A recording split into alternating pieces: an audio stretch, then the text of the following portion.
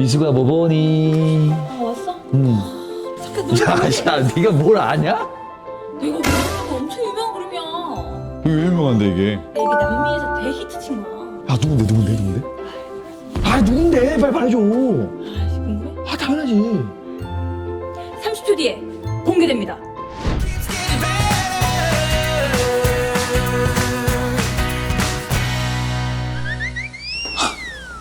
야 지금 벌써 30분 지났어. 아 누구냐고. 그럼 모셔볼까요? 정정섭 선생님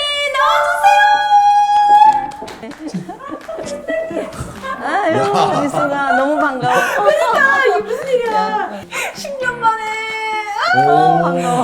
아니 10년 전보다 오히려 더 젊어지신 것 같아 지금. 고마워, 정말이야. 고맙습니다. 아니 왜냐면 제가 10년 전에 에콰도르를 해외 봉사 처음 갔을 때 네. 저를 가장 열심히 잘 적응할 수 있게 도와주신 분 중에 한 분이세요. 따지면 유일한 한 분이라고 표현을 해도 될 정도로 저희 지역 단원 선임이자 네. 또 저희 선생님이자 뭐 어머니이자 거기서 역할을 제대로 해주셨거든요. 근데 10년 만에 아 지금 선생님이 아까 저희가 저 봤던 작품을 직접 그리신 거예요? 네네네. 해외 봉사단에서 어떤 활동을 하셨는지 예. 간단하게 소개 예, 부탁드릴게요. 안녕하세요. 저는 시니어 정정섭입니다. 제가 활동한 기간은 에콰도르에 2009년이었고, 페루에 2013년, 콜롬비아에 2016년입니다. 제가 3번 정도 미술 교육으로 다녀왔습니다. 와. 오 남미의 선생님이 이거 처음이에요. 남미 상관 전 처음입니다. 남미에서만 따지면 거의 8년 가까이 8년 되죠. 였죠, 그렇죠? 그러니까. 콜롬비아에서도 제가 이제 마지막 진짜? 1년 더 연장을 하고, 이제 19년도에 제가 귀국을 했죠. 어떤 활동을 하셨는지 예. 한번 설명 좀 해주시겠어요? 예. 이제 에콰도르에서는 그 꾸엔카 비엔날이라고 해서 그 문화적인 세계 행사가 있었습니다. 그래서 거기선 주로 한국 문화를 알리는 그런 이제 행사를 했고, 그 다음에 페루나 콜롬비아에서는 이제 학교 학생들을 이제 가리키는 그런 이제 활동을 했습니다. 와 대단하시다 진짜. 그러면은 남미에서 한 8년 계셨었으면은 올라. ¿Cómo está? 오 부인이. 그래서 놀라면 안 되는 게 네, 선생님이 네. 그 델레 자격증도 소지하고 계시죠. 아, 어디 가서 그 말을 못 하겠더라고요. 아니요. 아니 너무 그거는 쳐주지도 않는 그런 아이. 이상한 오. 그런 거에서 제가 부끄러워서. 쳐드립니다. 제가 쳐드립니다. 방금 제가 온라인인데 바로 보고 있었던. 와우. 그리고 선생님이 네. 되게 차분하신 원래 소리죠. 그래서 올라 해도 아. 고마스타 항상 혹시 그럼 그 처음에 그 가시게 된 계기가 뭘까요? 어떤 계기가 있었냐면 참 바쁘게 살았어요. 사실은 바쁘게 살다가 이제 어느 정도 시니어의 그 나이가 들어가다 보니까 이제 조금 이제 한번 이제 삶을 뒤돌아보게 되고 또 과연 내가 어떤 것을 해야 되고 어떻게 또 살아야 되나 하는 그런 생각들을 굉장히 많이 했어요. 이제 많이 하다가 그 시기에 이제 우리 큰 딸이 또 이제 그걸 코이카를 갔다 오고 이렇게 하는 바람에 이제 저한테 그걸 권해서 큰따님이 해외 봉사를 다녀오셨어요? 다녀왔어요. 아, 먼저? 예, 먼저. 그게 이제 제가 그 교육청을 좀 자주 드나드는 이제 그런 그걸 하다 보니까 거기에 이제 코이카의 모집 공고가 있는 걸 종종 봤어요. 그래서 굉장히 그 관심을 가졌는데 2005년도에 필리핀으로 갔다 왔어요. 2005년도? 대박. 와 되게 좋아. 그래서 이제 갔다 와가지고 이제 내가 이제 그런 어떤 삶의 어떤 이런 부분에 조금 회의를 느끼고 이랬을 적에 이제 딸이 엄마 그 봉사단 한번 갔다 오시라고 자기는 갔다 왔을 때 굉장히 얻은 게 많기 때문에 엄마의 어떤 그런 부분에서 날개를 펼 수 있지 않을까 이렇게 진짜. 이야기해서 그래서 이제 그게 시작이 된 거예요. 대단하다. 그러면 큰따님은 그 이후로는 안 나가시고 언제 그 이후로는 안 나갔지. 대신 한 번 그러니까. 나갔다가 두 번, 네, 세 번 나가신 거. 엄마는 다녀오련다 하고 쭉 나가셨어. 와.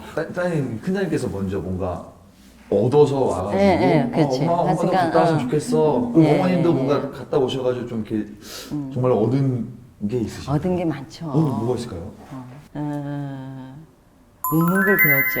아, 근데 이게 그지. 확 와닿는다. 이게 공감돼. 네, 웃는 걸 네. 배웠다. 왜냐하면은 이제 언어의 소통에 문제가 있고 이러다 보니까 웃을 수밖에 없는 거예요. 그냥 나는 웃으면서 다가가니까 역시 이제 그 현지인들도 웃으면서 이제 저한테 다가오고 내 마음을 알아주더라고. 그래서 저는 아주 그 사소한 어떤 미소가 언어를 대신할 수 있다는 것도 알게 된 거죠. 어쩌면 가장 큰 부분이 그렇죠. 아닐까? 가장 전환점? 이런 게 아닐까 싶은데. 에콰도르 같은 경우에 내가 이제 길에서 잘 이제 미소를 짓고 다니니까 어. 단원이 한번 봤나 봐요, 그거를. 그러면서 나한테 묻더라고. 아니 선생님은 왜 길에 다니면서 그렇게 웃고 다니냐고. 아마 그게 이제 단원 생각에는 이제 타지고 이러다 보니까 이제 뭔가 이제 좀 위험할 수 있으니까. 이상한 사람으로 네. 오인을 받으면서 위험할까 싶어서 아마 걱정을 했나 봐요. 그래서 내가 이제 그 말 듣고 이제 조금은 절제를 해야 되겠다. 하지만 이제 이렇게 쭉 지나 보니까 많은 봉사단원들이나 학생들이 나를 보면은 선생님 웃는 모습이 곱다고 그래요. 그래서 저는 지금도 될 수 있으면 웃으려고 노력을 하고 있습니다. 저게 그게 어떤 거예요, 사실은. 웃음을 해가지고 이제 현지인들하고의 교류가 관계라든가 또 되니까. 또 이제 기관에서의 학생들하고의 관계라든가 이런 게 굉장히 원활하게 이루어졌어요. 그래서 나는 정말 미소가 최고의 언어다 이런 생각을 한 거죠. 맞아. 어떠셨어요? 그 기관에서 일하셨을 때 처음부터 그게 쉽지만은 않았을 것 그러니까 같아요. 이제 처음에 기관 에콰도르 같은 경우에는 좀 이제 기관 이제 언어가 첫째는 언어가 그렇죠. 부족하다 보니까 그런 이제 기관장하고의 이런 문제들이 많이 생기더라고. 사실은 이제 많이 생겼는데 언어를 해야 된다는 게 정말 절실히 느꼈고 역시 이제 그 언어 생각을 하면 우리 미숙이 항상 미숙이는 어떤 목표를 설정을 해놓고 그걸 추진을 하더라고. 이제 그러면서 이제 그 목표를 또 달성을 하더라고. 그러면서 이제 그 현지인들하고의 이렇게 관계라든가 친구를 만든다 이런 것들이 굉장히 잘했어요. 정말 멋져 보이고. 그래서 정말 이거는 공부를 정말 해야 되겠다 해서 정말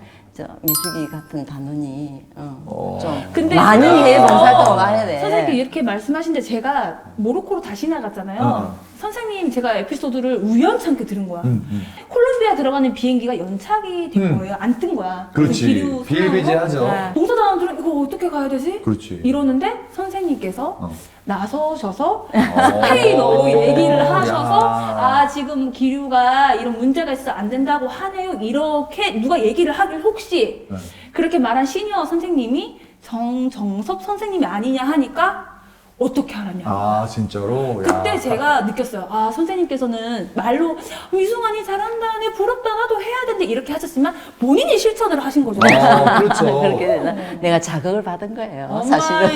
그럼 본인이 직접 하신 거죠. 근데 선생님 대단하세요. 미소랑 내가 언어를 해야겠다. 그걸 자꾸 부딪혀서 싸우면서 이기신 거잖아요.